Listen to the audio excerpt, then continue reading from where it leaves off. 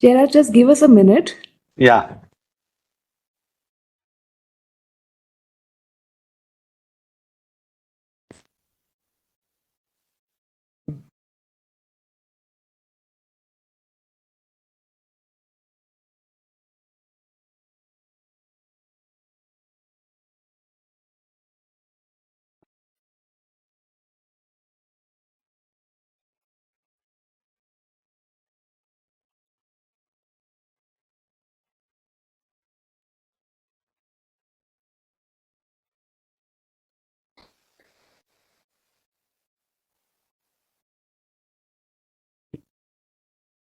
Ladies and gentlemen, good day and welcome to Bosch Limited 3Q FY 25-26 post-result conference call hosted by BNK Securities.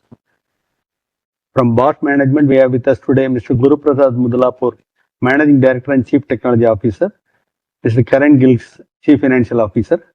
At this point, all participant line will be in the listen-only mode, and there will be an opportunity for you to ask questions after the management presentation and opening remarks. Over to you, sir.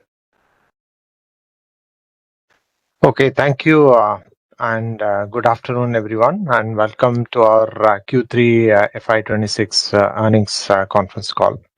We'll begin today with a macroeconomic overview, followed by an update on the auto market.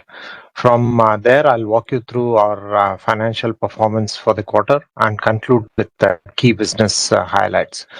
We will then open for the call for a Q&A session. The global economy is adjusting to a landscape reshaped by geopolitical events and realignments in the trade relationships among countries.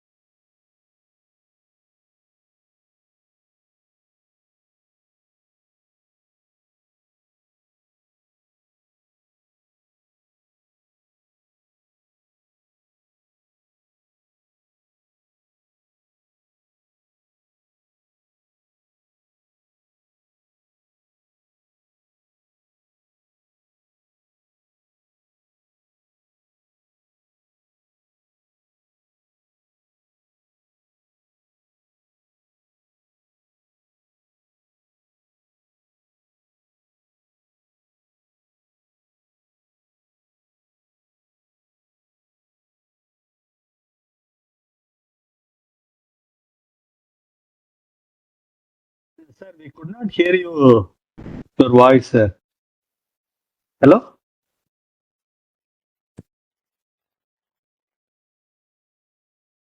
Uh, Hello? Uh,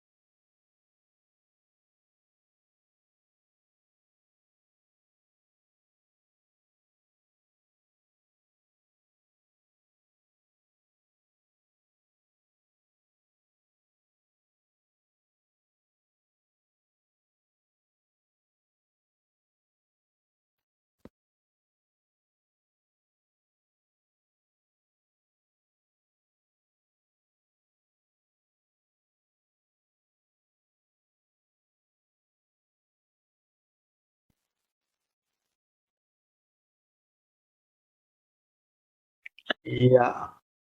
Uh, Management is reconnecting. One Yeah, minute. sorry Yes, about sir. this. Yeah. I Uh, think we missed you totally, sir. We have to start from the start, sir. yeah, sure. I'll do that. Yeah. Sorry about yeah. No problem. Yeah, thank you. Sorry again. I'm going to start one more time. I'm hoping this works better. Good afternoon, everyone, and welcome to our Q3 FY26 earnings conference call. We'll begin today with the macroeconomic overview, followed by an update on the automotive market. From there, I'll walk you through the financial performance for the quarter and conclude with key business highlights. We will then open the call for a Q&A session. The global economy is adjusting to a landscape reshaped by geopolitical events and realignments in the trade relationships among countries. There was tempering of higher tariffs in few cases, due to subsequent resets in deals. However, the overall business environment remains volatile. As per International Monetary Fund, the global growth is projected to slow down from 3.2% in 2025 to 3.1% in 2026. The closer home, the Indian economy continues to demonstrate powerful resilience and showcases higher growth compared to its peers. The IMF has revised upwards its estimate of India's GDP growth in the current financial year 2025-26 to 7.3% from its earlier prediction of 6.6%, attributed to resilient domestic demand and easing inflation. India also benefits from tailwinds to be gained from the now agreed FTA with the EU and the handshake on the trade deal with US and other regions, including Australia, UK, and New Zealand. With the RBI maintaining a stable 5.25% repo rate, we see continued strength in domestic demand across the passenger and commercial vehicle segments, especially with expectation of transmission of earlier rate cuts by RBI.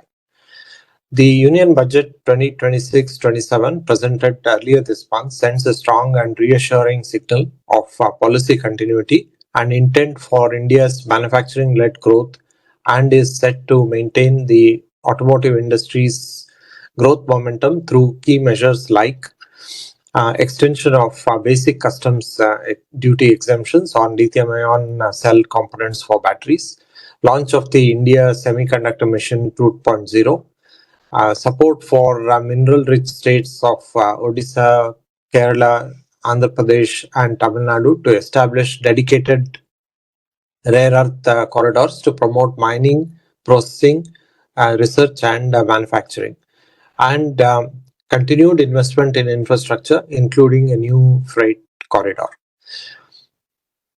Building on these supportive policy tailwinds, we are confident that the automotive and other supporting industries' growth outlook remains robust.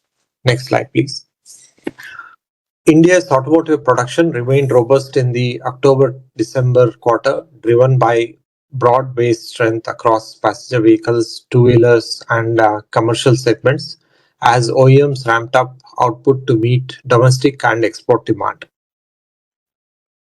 Higher festive demand, rural market recovery, and improved supply chain conditions supported manufacturing activity across most vehicles categories.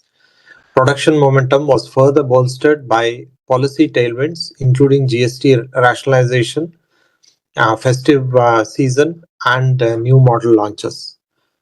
This productive phase highlighted the sector's resilience and manufacturing competitiveness through the third quarter.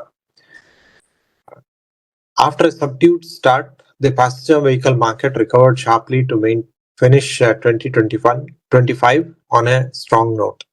This turnaround was driven by supportive government policies, including GST rationalization, the tax relief, which subsequently improved consumer sentiment and showroom traffic. SUVs spearheaded this recovery with demand spurred by attractive discounts and seasonal buying ahead of anticipated price hikes.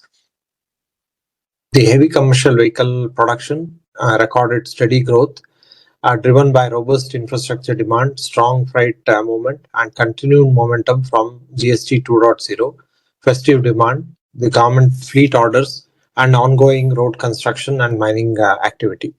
The bus segment showed notable traction, driven by school, intercity, institutional transport orders, alongside steady fleet additions by state and private operators.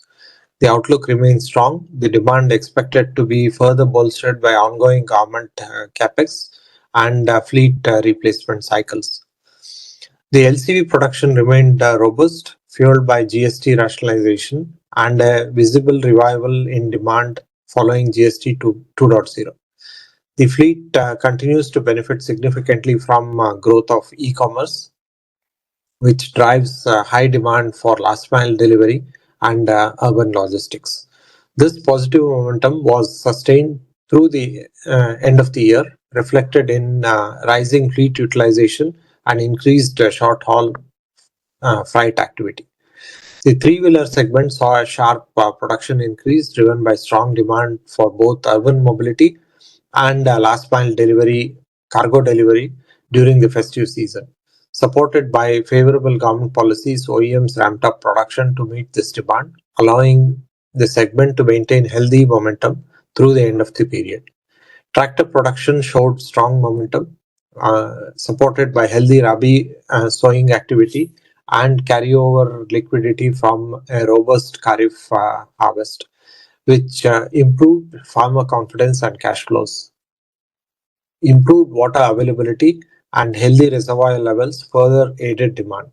Supportive government measures, including lower GST on tractors and state level subsidies, enhanced affordability, while rising mechanization and steady non agricultural demand from construction and haulage provided additional support.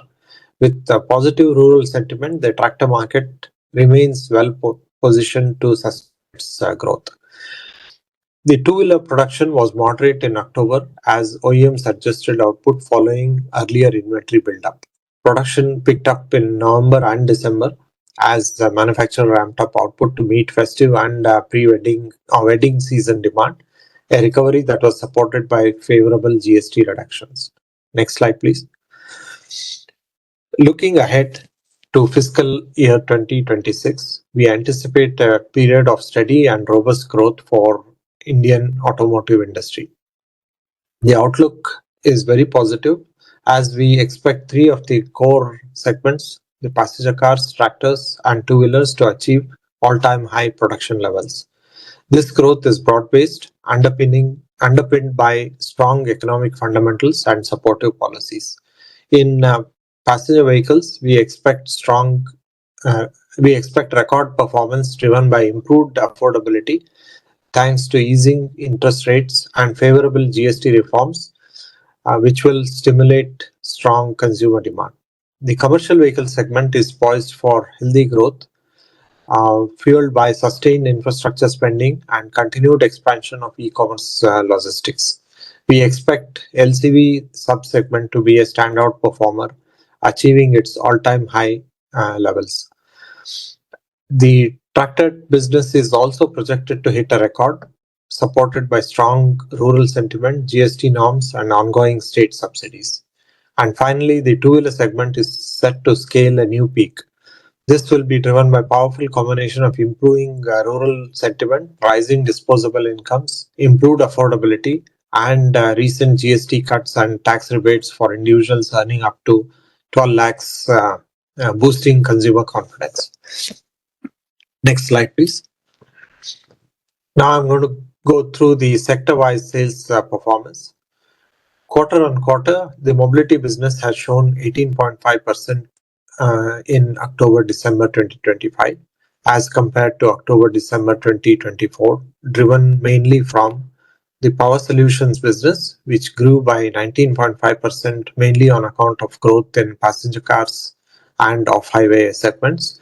The mobility aftermarket recorded a growth of 5.3%, mainly on account of GST reforms, strong growth in OE segment, and growth across key product groups of diesel, wipers, and braking systems. The two-wheeler business grew by 58.3%, mainly on account of higher sale of exhaust gas sensors due to ramp up for OBD2 norms implementation from 1st April 2025. The consumer goods business declined marginally by 3.1%. The mobility business has grown by 14.9% in April-December 2025 as compared to April-December 24, driven mainly from the power solutions business, which grew by 14.1%, mainly on account of growth in commercial vehicles and off-highway segments. The mobility aftermarket business grew 4.8%, mainly on account of sustained momentum across key product categories, including diesel, wipers, braking systems, and filters. This overall growth was further reinforced by robust momentum in the OE segment. As already seen in quarter-on-quarter growth, the two-wheeler business has grown significantly due to the ramp-up of exhaust sensors, resulting from OBD2 norms implementation from April 1st, 2025. The consumer goods business grew by 2.8%. The growth is attributed to new launches in entry-level mid-price point segment, measuring tools, and outdoor garden equipments. Next slide, please. Quarter-on-quarter, revenue from operations in October-December 25 stood at 48,856 million INR, which grew by 9.4% over October-December 2024. The growth was driven mainly by higher sales in power solutions and two-wheeler power sports segments, as seen in the previous slide. Likewise, revenue for the period April-December 2025 grew by 9.8% over April-December 24 from 1,31,768 million INR to 1,44,690 million INR. This growth was also driven by strong performance in power solutions and two-wheeler power sports segments. The EBITDA for October-December 25 was 6,124 million INR, which grew by 5.1% over the same quarter of the previous year. The improvement in EBITDA margin was primarily driven on account of favorable product mix and optimization of expenses. The EBITDA for period April-December 25 was 18,688 million INR as compared to 16,628 million INR in April-December 2024, which grew by 12.4%. The increase in EBITDA is on account of growth in revenue accompanied by favorable product mix. The profit after tax for October-December 25 grew by 16.1% over the same quarter of previous year. October-December 2024 had an exceptional item, which you all know. The growth in profit after profit after tax without this exceptional item in October-December quarter comes to 5.3%. The profit after tax for 9 months ending December 2025 stood at 22,017 million INR, which is a growth of 50.8% over the same period of previous year. The significant growth in PAT is mainly due to the profit on sale of the video solutions, access, and intrusion and communication systems business under the building technology segment. Next slide, please. I now walk you through key highlights for each of our business divisions this quarter. The Power Solutions division delivered strong growth this quarter on the back of broad-based growth across all segments, with exceptional performance in tractor and heavy commercial vehicle segments, boosted by successful rollout of GST 2.0. In a significant achievement that underscores Bosch's leadership in operational excellence, our Bidadi plant was recently awarded at the prestigious National CII Scale Awards 2025 for digital excellence and innovation in logistics for developing an integrated autonomous digital ecosystem that automates our entire logistics value stream, setting a new industry benchmark. Further, at the CII Kaizen Awards 2025, the plant secured the Champions Trophy and the Challengers Trophy for developing low-cost solutions in productivity by improving overall equipment effectiveness in assembly lines and quality improvement by human error prevention to reduce internal and external complaints. Turning now to our two-wheeler and power sports, our strategy is centered on providing advanced technology that empowers our OEMs to enhance end-user experience. Our solutions truly shone this past year, playing a key role in the successful launch of new vehicles by several well-known two-wheeler OEMs. The launch of new TVS Apache RTX 300 powered by advanced Bosch systems marked a significant new chapter for the iconic Apache brand. In addition, we further demonstrated our role as a key technology partner with the launch of the Harley X440T, which deeply integrates Bosch powertrain and safety systems along with our high value added features. These partnerships underscore the trust the major global brands place in our technology to deliver performance and safety. Beyond these launches, we continue to shape the future of mobility by developing next generation technology. Building on successful production ramp up of OBD2 requirements, 2025 became a landmark year for our mini heated lambda sensors, allowing us to achieve new significant sales milestones for the product line.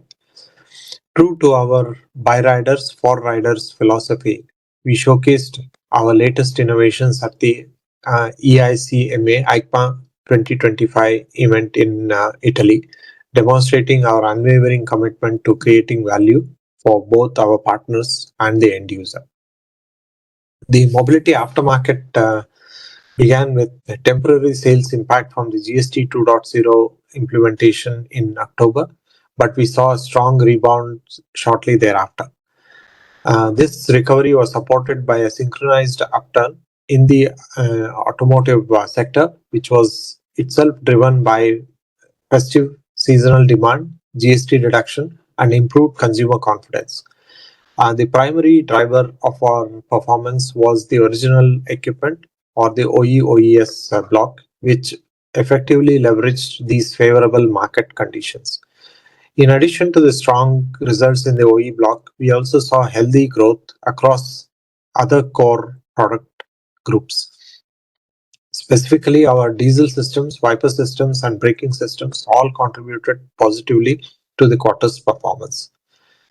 For our Power Tools division, the past year was one of navigating a challenging market characterized by intense price pressure, particularly from competitors in China. This resulted in moderate growth for the division in both our quarterly and year-to-date results. However, on the product front, our cordless segment continued its impressive trajectory, achieving double-digit growth for the fourth successive year. In addition, successful new product launches were significant contributors to our overall sales performance. This product success is amplified by our market expansion efforts. We have significantly broadened our reach, expanding our dealer network to over 8,800 partners, which gives us a footprint of 25,000 retail points across more than 1,600 cities. A key part of our market expansion is the standard line, a product range developed for artisans in India, offering Bosch quality at an accessible price point. To facilitate this, we have established a new distribution network with over 100 distributors. In addition, we successfully launched the hand tools as a new business segment, This initiative demonstrates strong market acceptance, achieving 100 million INR in revenues within the first year. Next slide. Yeah. Thank you for all your contribution and for listening patiently through the call. We will now address your queries. Thank you, and open for questions, please. Thank you, sir. We will now begin in the question and answer session. For the participants who wish to ask a question, please raise your hand. Alternatively, participants can also type in their questions in the chat box directly to me. We'll wait for a moment as the question queue assembles. Yeah. The first question is from Mr. Pramod Amte. Please unmute and ask your question. Yeah, thanks for taking my question. So the first question is with regard to the capex. You alluded saying that many of your user segment may hit historic high volumes. So in that context, are you relooking at your capacities and also the capex requirement for the FY27-28? Okay. Karin, do you want to take that? Yes, it's my pleasure. Yes, you are of course fully right. In every cycle, or this is an ongoing process in our company, that we check the forwarding volumes predicted by the customers and by the market. We look at our technical capabilities and capacities, and then we adjust our investments in accordance. So, golden rule within Bosch. We all the time have some buffer left, and as soon as we drive into the buffer, we release the next capex for extension. So will you call out the numbers, what it can be next year, the after, or compared to this year? We are currently under or in consideration, and we do not want to give a guidance, Sure. Thank you. So, thanks. The second question is with regard to the India-EU deal. Wanted to check your thought process in terms of first the imported components, because in terms of purchase goods, there's a large chunk which comes from parent. What is the understanding with the clients? Usually when duties drop in such cases, usually it's a pass-through to the client, one. And second, what are the medium-term opportunities you look at exporting from India to global markets, and what are the duties there for such products in the current state? Yeah, perhaps the first part of your question, which is regarding imports. So we are importing mainly components from the parent, and it's also an ongoing process of localization. So this year we have, or in 25, we have localized NOx sensor for the component for the common rails. We are going ahead with more localization for the common rail products. We will go ahead in the perspective of also localize a DNOx sensor. So this is a permanent review whenever commercially feasible. We are doing the localization.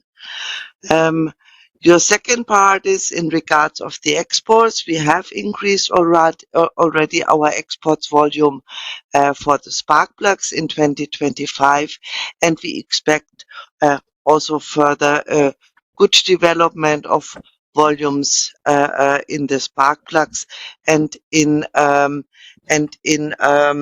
components for the common rail products.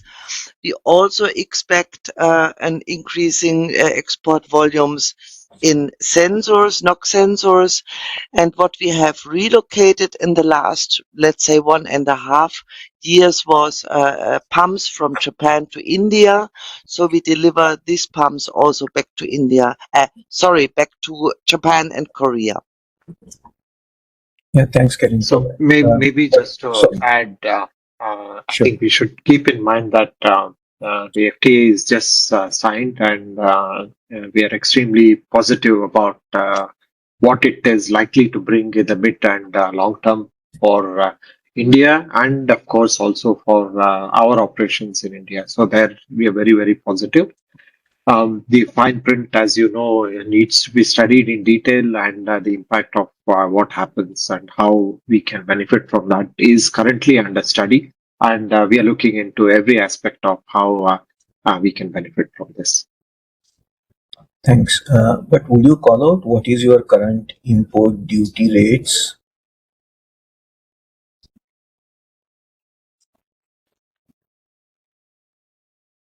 Do you have the numbers, Karin? I think we'll have to get back to you on that. Yes, exactly. Sure. Thanks and all the best. Thanks, Pramod. Mr. Mayur, you can unmute and ask your question. Good afternoon. Thank you for taking the questions. I hope I'm audible clearly. Yes, you are. I think so. Sir, actually, over the last couple of quarters now, we have our this is a question more on the profitability and margins. We have stabilized in the region of around 13% plus minus. What I wanted to understand is we are having a very strong tailwind across our portfolio. The CV industry is on an upcycle. The tractor is doing phenomenal. We have OBD2 on the two-wheelers. The passenger vehicle outlook is strong. Despite so much of operating leverage and despite localization, why is it that we are not seeing a movement on the margins? Despite the growth coming and the narrative on the localization and other aspects. You want to take it, Karin? So I take this question.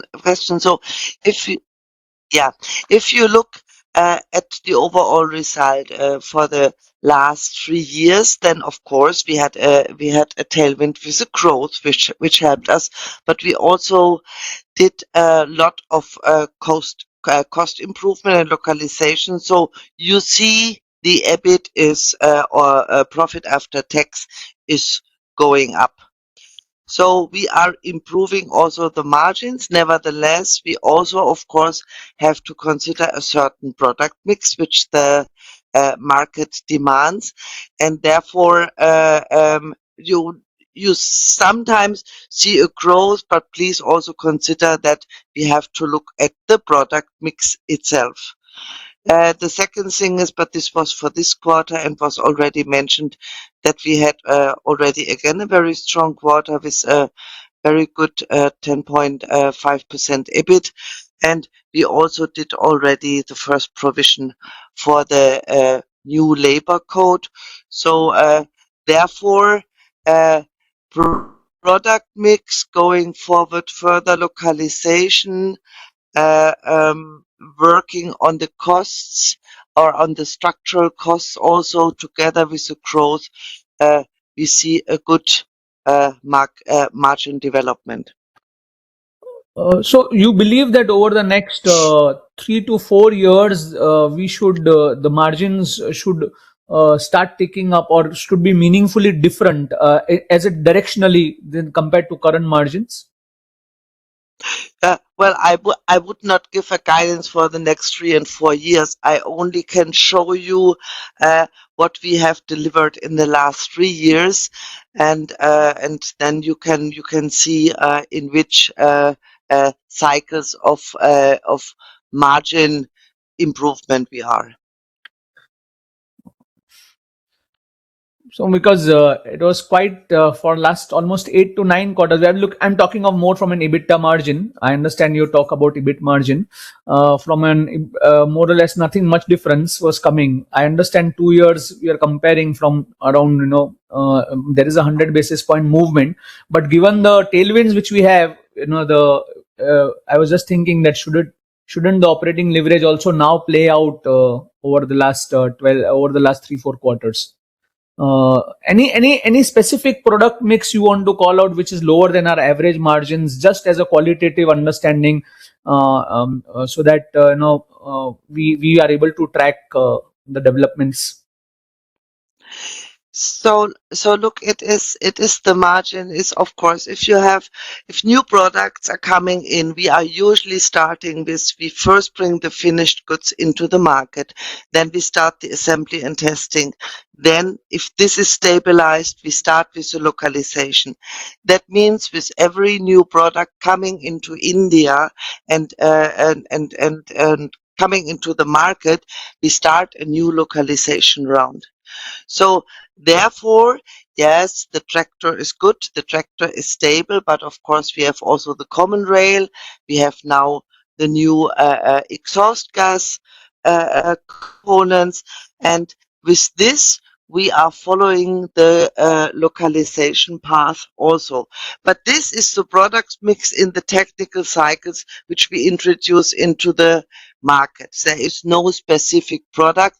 It is more technology is developing, and we are following the technology path, and we are following the with the localization, and with more localization, of course, you have then the improvement in the margins as well.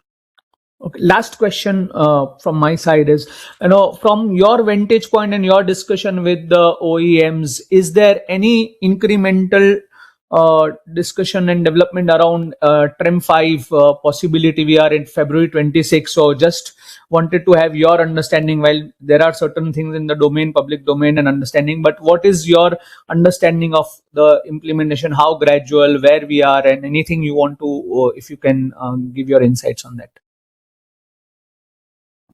Yeah, I mean, maybe I can answer that. At least at this point of time, there is no visibility of a precise date of TREM 5 implementation. So things are still quite open as far as we know with our discussions with the OEMs. Okay. Thank you. Thank you. Thank you, Mayur. Thank you, Mayur. Mr. Hitesh Sharma, you can unmute and ask your question.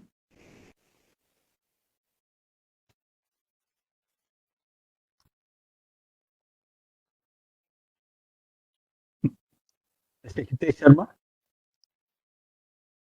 I don't. Anyhow, we'll go to the next caller. Mr. Nikhil Rao, you can unmute and ask your question. Hello. Yeah. Can you hear me now? Yeah. Very good. I just want to check up what is the Bosch plan for the EV four-wheeler vehicles in India? What sort of the per car component you are targeting to supply? Okay, so maybe this is a very broad question, and this we need to distinguish also from the portfolio of Bosch Limited versus the portfolio of Bosch Group in general. Of course, from the Bosch Group, a lot of components go into a car, into an electric car as well. So that continues. From the portfolio of Bosch Limited, we will strongly aim to bring in e-axles, and that would be the biggest component that comes in into an electric vehicle. So we are in advanced discussions with several OEMs, and as we go forward in the coming quarters, we will let you know the exact nature of these things. Which component you said? E-axles. E-axles is by far value-wise, it's the largest value component in which goes into an electric vehicle. Apart from, of course, batteries and other things which the OEMs make themselves. So you don't see right now. You are not supplying anything to any OEM right now. We are supplying. In India, we are not supplying e-axles to any OEM right now. We are in advanced discussions on several projects with OEMs, and we will come out in the open soon. The other components we are supplying are chargers or DC-DC converters, power electronics basically. That's going from our electronics unit. Thank you.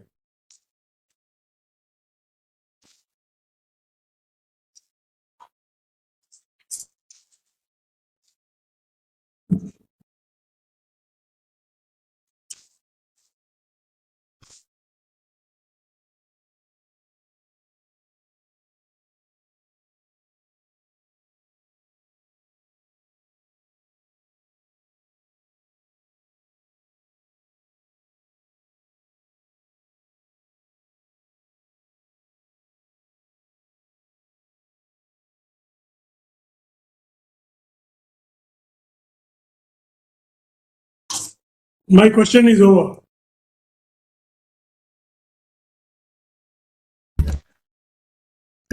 Yeah, so can I go ahead? Yeah, please. Yeah. So, could you help us understand how demand from the commercial vehicle segment is shaping up for Bosch? And roughly how much of your CV offtake is currently driven by the replacement demand?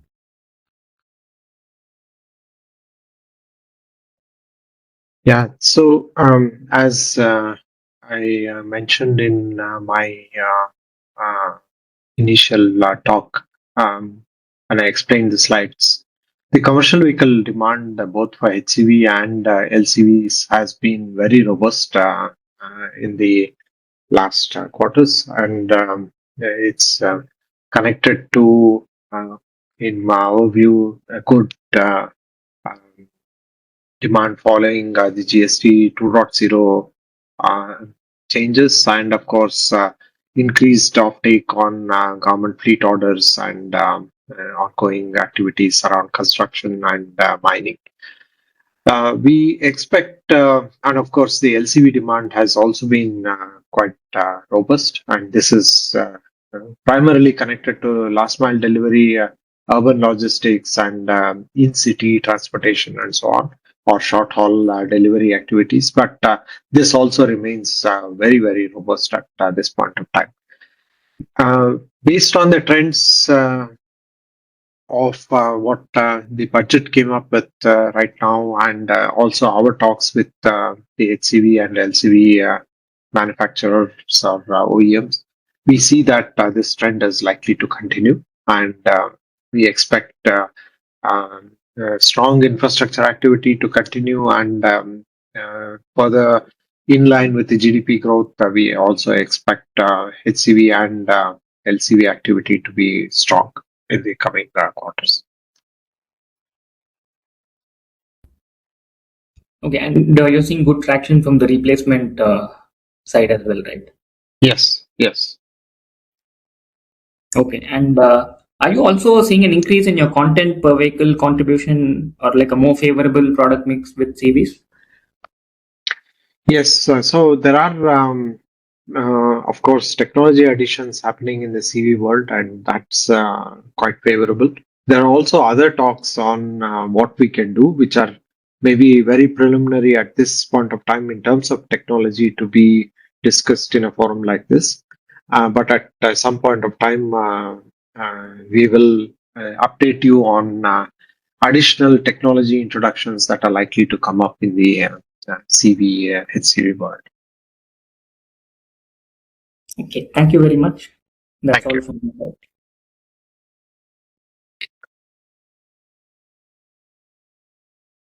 Are we ready to take the next question? Mr. Himanshu Singh, can you please unmute yourself and go ahead?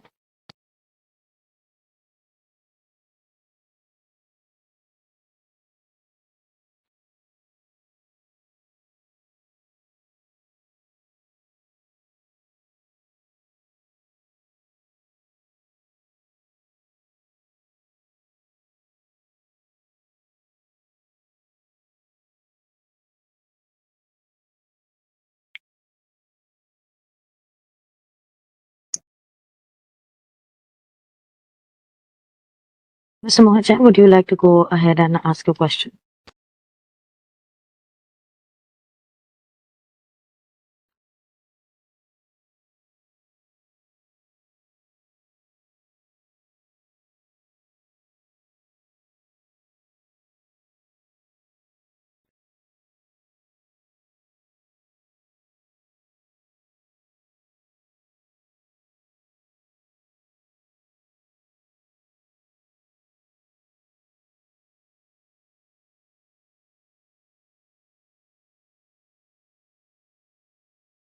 Hello.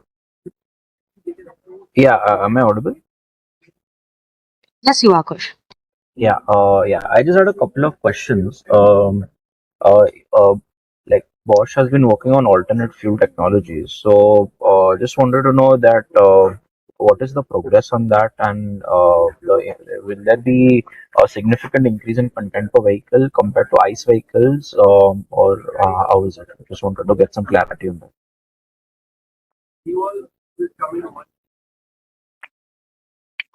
Yeah, so I mean, Bosch has very wide portfolio options also for alternate fuels, flex fuels, and so on.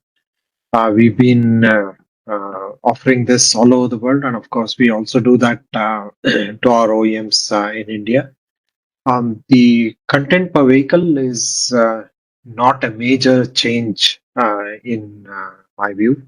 You'll have to get the precise numbers, but it's not a very significant change. But the development, I mean, the support to the OEMs is always there in the Indian context. Understood. So thanks for the clarity.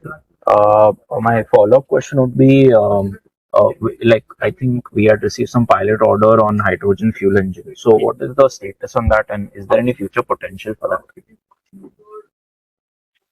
Yeah, so on the hydrogen uh, uh, activity, we are working very closely with virtually every commercial vehicle and bus OEM in India. And as you've probably seen in the press or in media, there's a lot of vehicle testing activity that's currently ongoing. All OEMs are testing their engines, testing the vehicles for um, uh, readiness. And this is the phase it is in. There are currently at least no known plans of rollout from any OEMs very specifically. It's most likely also connected to how the infrastructure on hydrogen comes up. And there are other stakeholders involved, other players involved, and we'll have to get more clarity. But I think all OEMs are working towards readiness of hydrogen vehicles from their side. And we are fully in touch with all of them, offering our technology and solutions and working very closely with most of them. Just to add, like if you can clarify, like by when in India you expect that hydrogen engine will be commercially launched? It's maybe better to take this question in two parts. One part is when would vehicles and technology mature? That's the thing we can control quite well. And there, I would say it's going well on plan, and OEMs and us are working very closely together towards this. The other side of this equation is when would infrastructure come up? When would we have hydrogen fuel stations, filling stations, and availability on at least major trunk routes or freight corridors be available with hydrogen? And this seems to be still not very clear at this point of time. So we assume that by 2030, definitely there will be quite some hydrogen activity happening. And we're working towards that right now. Thank you.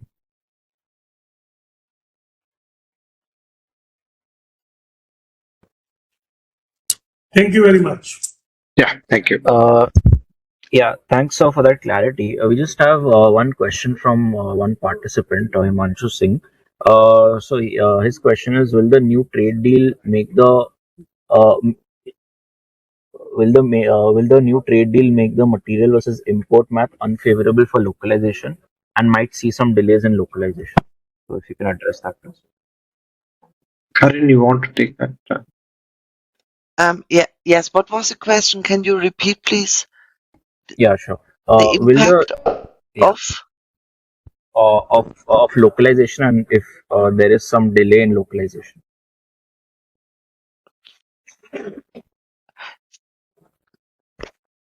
what was the first part?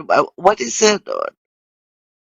To what do you refer to that localization could come to a delay?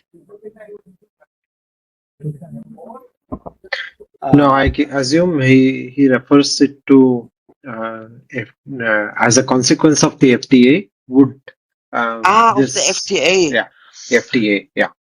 Yes, yes. Would there be a delay in localization because there is now an FTA and there is no motivation to do any localization here? See, maybe I Well, can in start and Karin can give you yeah, some more specifics.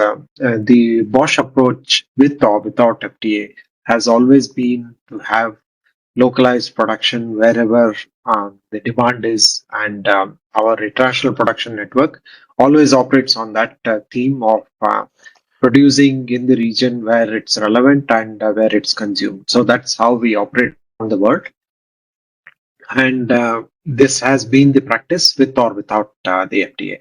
So FTA, we will have to see what is the actual impact, and do we really need to recalibrate this approach and do something, or do we positively benefit from this approach and then enhance further localization?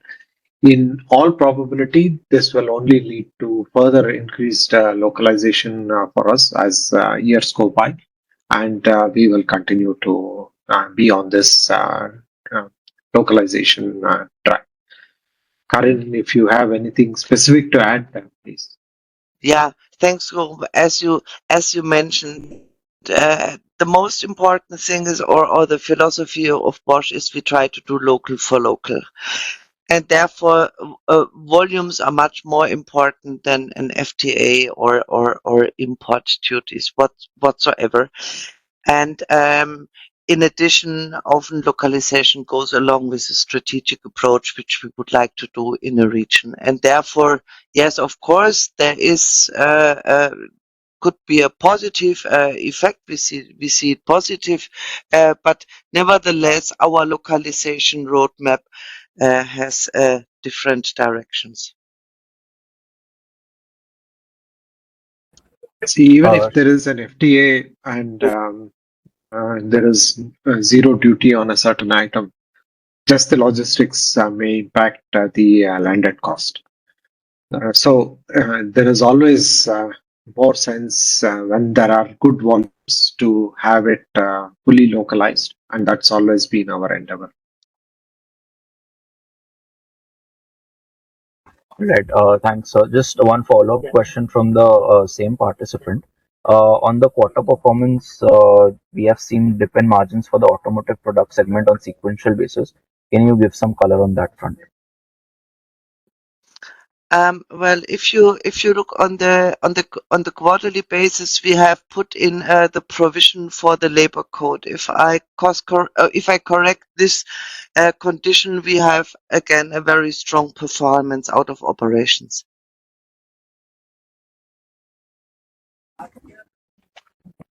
Sure. Um, Going forward, the next question is from Darshan Bhandarkar from Banyan Tree. Darshan, you can unmute and ask it.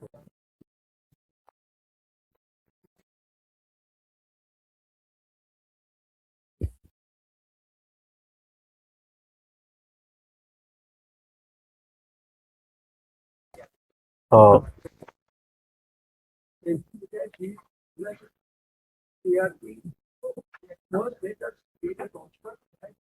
no, Darshan, you're not audible.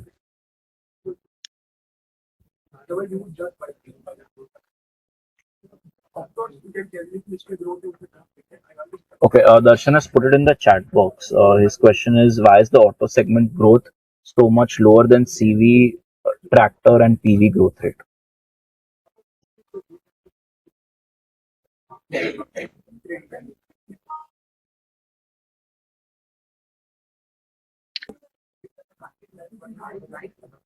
Hello?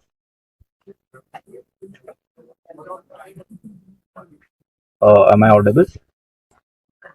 Yeah, Yes, you are. Guru, Yeah. Guru, do you take this? No, you can take it, Karin. I don't think. No, it is with the question is why the CV and the are better in the growth than the passenger cars? No, his question is, why is the auto segment growth lower than the CV, tractor, and PV growth rate? Yeah. No, do you mean our growth or? Yes, Bosch. Okay, Bosch is auto segment. I think our auto sector growth has been especially power solutions and aftermarket. Power solutions as a whole, aftermarket has been ahead of the sector growth.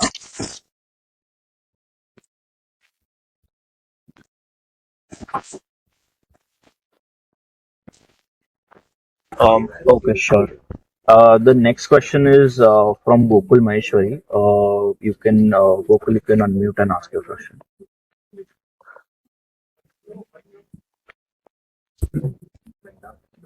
Yeah, hi. Thank you for the opportunity.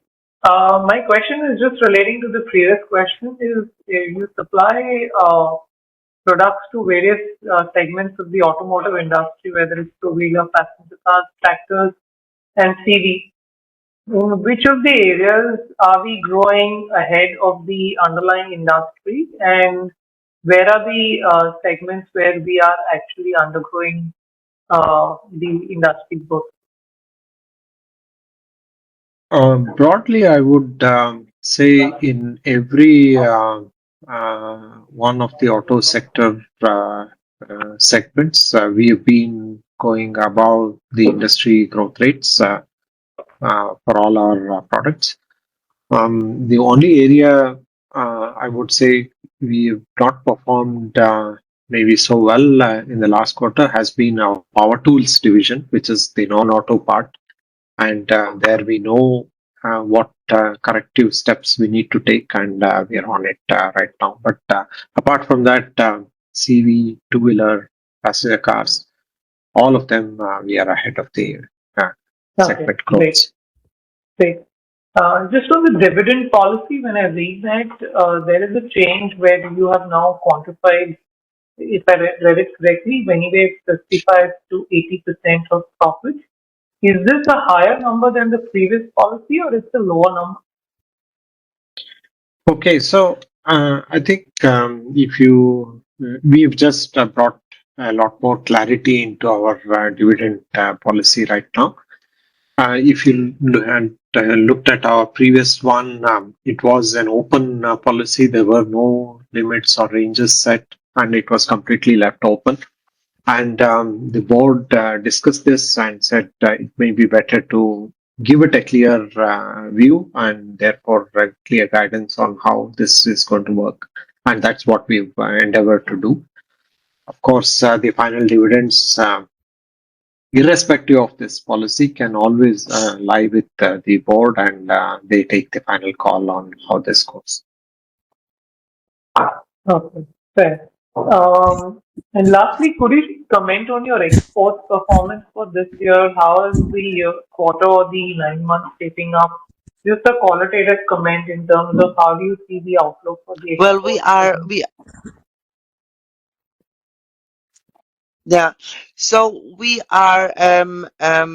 in the exports. We are steadily grow. Of course, we are looking forward to do more. I mentioned it already, especially in spark plugs, sensors, pumps to Japan and Korea, and therefore in the last year, stepwise, we increased our exports. But again, main focus for us is the Indian market. Okay, great. Thank you so much, and all the best. Yeah. Thanks, Gokul. Due to lack of time, that was the last question. On behalf of B&K Security, we thank all the participants for joining the call, and thanks to Bosch management for taking time out for the call and giving us the opportunity to host the call. Have a good day. Thank you, everyone, and we are happy that the market momentum has been positive, and we expect this to continue in the coming quarter, and we are looking forward to much better performance as we go forward. Thank you. Thanks, sir. Thank you. Bye-bye. Bye.